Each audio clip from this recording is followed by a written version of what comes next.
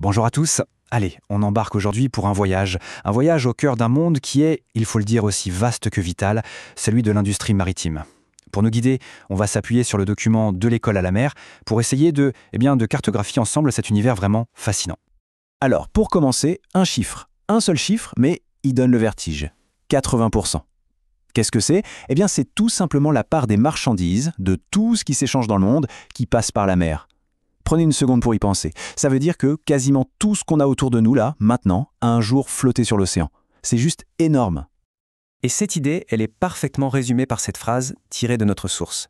L'épine dorsale du commerce international. C'est exactement ça. On ne parle pas juste d'un secteur économique comme un autre. Non, non. C'est vraiment la colonne vertébrale qui soutient toute notre économie mondiale.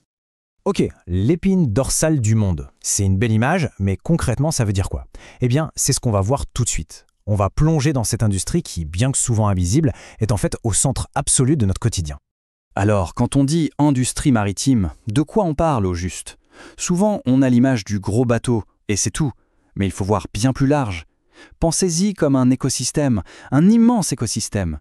Ça va de la construction de ces géants des mers, bien sûr, à la gestion ultra complexe des ports. Mais ça inclut aussi toute la logistique, le droit, la technologie, bref, tout ce qui fait que cette énorme machine mondiale peut fonctionner. Et l'impact, eh bien, il est littéralement partout dans nos vies. L'énergie qui allume nos ampoules, ce qu'on mange ce soir, le smartphone qu'on a dans la main, tout, absolument tout, dépend à un moment ou un autre de cette chaîne logistique mondiale. Si elle s'arrête, tout s'arrête. Justement, pour faire tourner une machine aussi gigantesque et essentielle, il faut du monde. Et pas n'importe qui. Il faut une palette de talents incroyablement variés. Ce qui nous amène à la question, mais qui sont ces gens? Qui fait tourner ce moteur planétaire? C'est là qu'on découvre un véritable océan de professions. Et là, c'est assez fascinant de voir la diversité des domaines. On pense tout de suite au transport de containers, le truc classique, mais ça va tellement plus loin. Il y a l'offshore pour le pétrole et le gaz, le secteur portuaire qui est ce point de connexion crucial entre la terre et la mer, la pêche, l'aquaculture, et puis toute une galaxie de services spécialisés. On parle d'experts techniques, d'avocats, de spécialistes en cybersécurité. C'est immense. Bien sûr, il y a les métiers qu'on imagine tous, les carrières en mer. Et elles sont absolument fondamentales. Officiers, mécaniciens, capitaines, c'est le cœur battant du navire, ceux qui sont aux manettes en pleine mer. Mais, et c'est un point super important, l'énorme majorité des métiers du maritime, eh bien, ils sont à terre. On peut être logisticien dans un port, superviser techniquement toute une flotte depuis un bureau ou être juriste spécialisé. Donc il faut vraiment casser ce cliché. Une carrière dans le maritime, ça ne veut pas dire forcément passer sa vie en mer. Loin de là.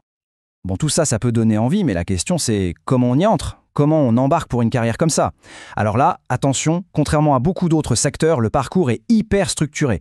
Et surtout, c'est ça qui est génial, il est standardisé au niveau mondial. Et ça change absolument tout. Le chemin, en gros, il est en 3 étapes. Et elles ne sont pas négociables. D'abord, une formation académique, du solide, dans une école spécialisée. Ensuite, et c'est crucial, l'expérience à bord. On part en mer pour appliquer tout ce qu'on a appris. C'est l'épreuve du feu. Et enfin, si tout se passe bien, on passe les examens finaux pour décrocher le fameux brevet de compétences. C'est le sésame, la clé qui ouvre les portes de la carrière d'officier. Et ce qui rend ce système si puissant, c'est qu'il est encadré par des règles internationales, la plus connue étant la convention STCW. Alors concrètement, ça veut dire quoi?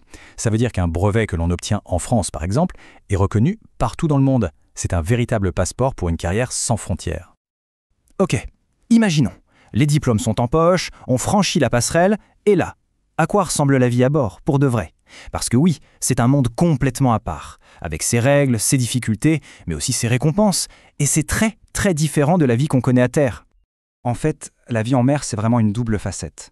D'un côté, oui, c'est dur. Il y a l'isolement, loin de tout, une discipline de fer quasi militaire, et un stress physique et mental qui n'est pas négligeable. Mais de l'autre côté, il y a des choses qu'on trouve nulle part ailleurs. Une solidarité incroyable entre les membres d'équipage, un niveau de responsabilité énorme très jeune, et puis cette fierté d'appartenir à ce monde si particulier. C'est pour ça qu'on dit souvent qu'un navire, c'est une micro-société. Vraiment, c'est un monde en miniature, en huis clos, avec une hiérarchie très claire, des règles strictes, et des gens qui viennent des 4 coins du monde.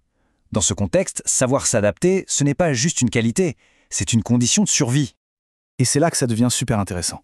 Parce que cette expérience en mer, aussi intense soit-elle, ce n'est souvent que le début. Ce n'est pas une fin de carrière. Au contraire, c'est un tremplin qui ouvre des portes vers de tout nouveaux horizons. En général, on peut voir la carrière se dérouler en 3 grandes phases. D'abord, les premières années, c'est l'intégration. On apprend le métier sur le tas, en mer. Ensuite, pendant une dizaine d'années, c'est la montée en puissance. On se spécialise, on monte en grade. Et puis, après 15 ou 20 ans, là, les chemins se séparent. Soit on vise le sommet, le commandement d'un navire, soit on fait le grand saut vers la terre, où cette expérience de terrain vaut de l'or pour des postes stratégiques. Et le futur, il n'est pas pour demain, il est déjà là. L'industrie est en pleine révolution, ça bouge à une vitesse incroyable. On parle de quoi? De la transition écologique avec des carburants complètement nouveaux, de la digitalisation partout avec de l'IA, de l'Internet des objets, de nouveaux enjeux comme la cybersécurité.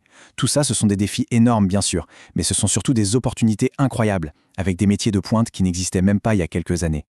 Ce qui nous amène à un point vraiment essentiel à retenir.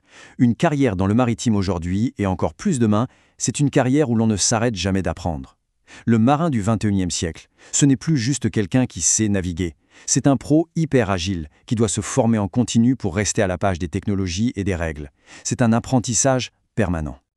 Alors, pour conclure tout ça, on voit bien que le monde maritime est un univers d'opportunités, en pleine transformation. Ce qui nous laisse avec cette question qui vient tout droit de l'esprit de notre guide. La question c'est, qui est prêt à prendre la barre de son propre avenir ?